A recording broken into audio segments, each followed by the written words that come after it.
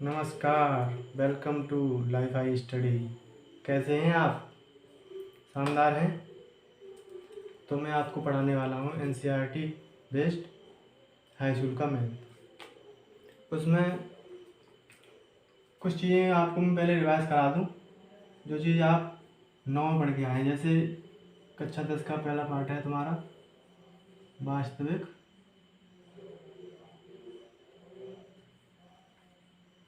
संख्याएं।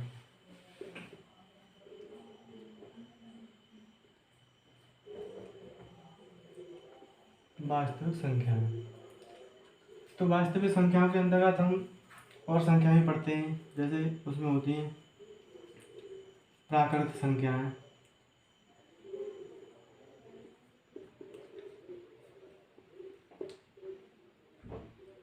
वैसे तुम्हारे इस वाले चैप्टर में एक थ्योरम है यूक्लिड विभाजन प्रमेय का। अगर उसको सीखना है तो उससे पहले हमें प्राकृतिक संख्याएं, पूर्ण संख्याएं, पूर्णांक, परमेय संख्याएं, अपरमेय संख्याएं, ये भी जानना जरूरी है। वैसे आप 9वीं कक्षा में पढ़ के आए हैं, फिर भी एक बार देख लेते हैं। प्राकृतिक संख्याएं कौन कौन सी होती हैं? प्राकृतिक संख्या हमारी 1 है, 2 है, 3 है, 4 है, 5 है, और ऐसे ही लिखते चले जाओ अनंत तक। ये सब क्या होंगी? प्राकृत संख्याएं। उसके बाद आती है हमारी पूर्ण संख्याएं। पूर्ण संख्याएं,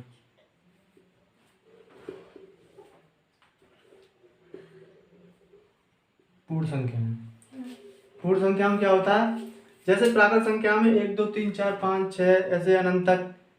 पूर्ण संख्या में हम जीरो भी शामिल कर लेते हैं।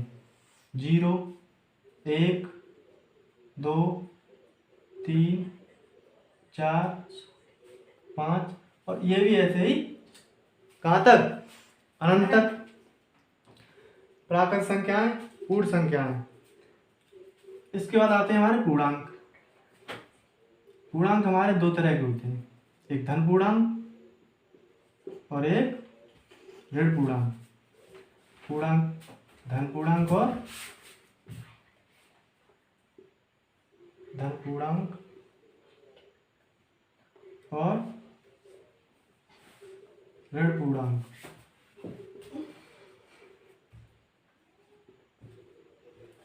पूर्णांक हमारे होते हैं धन पूर्णांक और ऋण पूर्णांक। जैसे प्लस का 1 ये धन पूर्णांक हो गया, प्लस का 2, प्लस का 3 ये क्या है? धन पूर्णांक। और ऋण पूर्णांक कौन से होंगे? जैसे माइनस का 1 है, माइनस का 2 है, माइनस का 4 मान लो, माइनस के 25, मतलब जो भी पूर्णांक हमारे माइनस वाले हैं वो ऋण पूर्णांक, और जो प्लस वाले हैं वो धन पूर्णांक। अब धन पूर्णांक ऋण पूर्णांक हो गए। इसके बाद जानेंगे हम परमेय संख्याओं के बारे में। परमेय संख्या हमारी क्या होती हैं?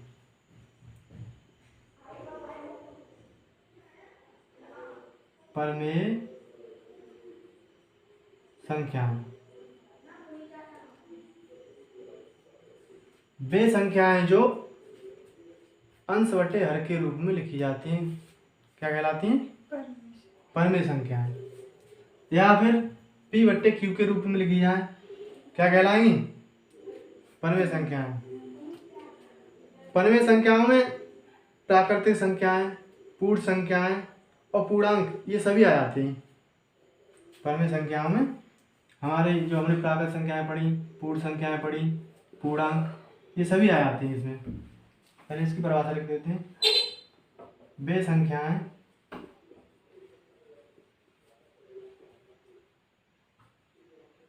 जो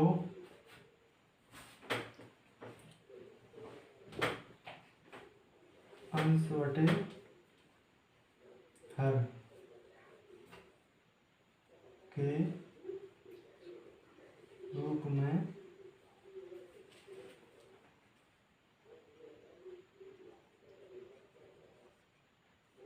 लिखी जाती हैं, या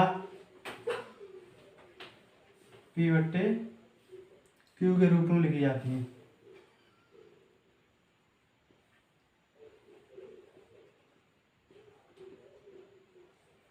रूप में लिखी जाती हैं।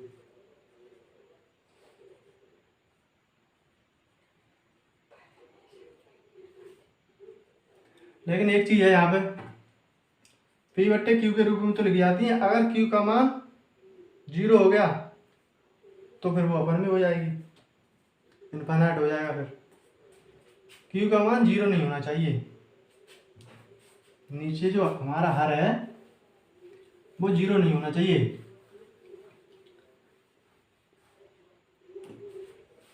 पी बट्टे क्यू, क्यू बराबर नहीं होगा किसके, 0 के, तब वो मानी जाएगी परमेय संख्या।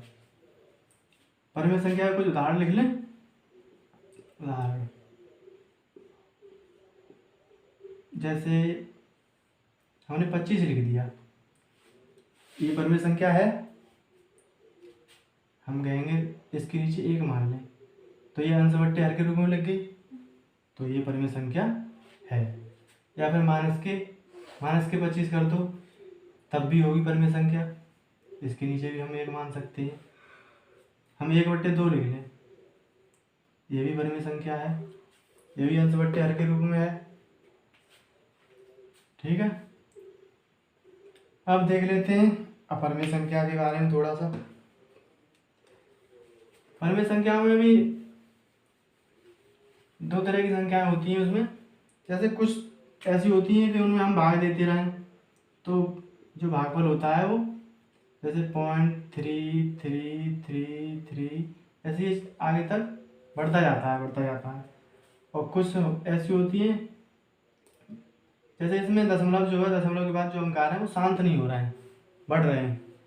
और 1/4 का भाग जब 1 में देंगे तो इसका आएगा 0.25, तो ये यहीं पे शांत हो गया, ये यहीं पे शांत हो गया। तो परमेय संख्या में कुछ ऐसी संख्या होती हैं जो अशांत दशमलव वाली होती हैं और कुछ शांत दशमलव वाली होती हैं। अगर इसे ऐसे भी करना चाहें, जैसे हमने इसमें 3 का भाग दिया है 1 में, तो 3 का भाग देंगे 1 में चला जाएगा, नहीं जाएगा, तो पॉइंट लगा लेंगे और यहाँ पे 0 बढ़ा लेंगे 1। ठीक है, तो 3 का भाग 10 में देना है, कितने बार जा सकता है, 3 एकम 3, 3 का गुणा 2 में करेंगे 6, और 3 का 3 में 3 बार, कितना हो गया, 3 बार जाएगा। 3 का 3 में 9 बार, 9, 10 में से 9 हटाएंगे, कितना बचा, 1 आ गया, पॉइंट लगा हुआ है तो 0 बढ़ा लेंगे। फिर उसी तरह से भाग देंगे 3 का 10 में, कितनी बार जा सकता है, 3 बार, 3 तिया 9, फिर हटाएंगे 9 को, कितना बचेगा, 1। फिर उसी तरह से करेंगे, 0 बढ़ा लेंगे, 3 बार जाएगा, 3 तिया 9, 1 शेष। इसे आप करते रहो, ये ऐसे ही बढ़ता जाएगा। तो ये अशांत दशमलव वाला है, अशांत, ये अशांत है, शांत नहीं होगा, चलता ही रहेगा। इसमें क्या 4 का दिया था हमने 1 में भाग, 1 में, तो 4 का भाग 1 में नहीं जाएगा, पॉइंट लगा लेंगे, पॉइंट लगा लेंगे।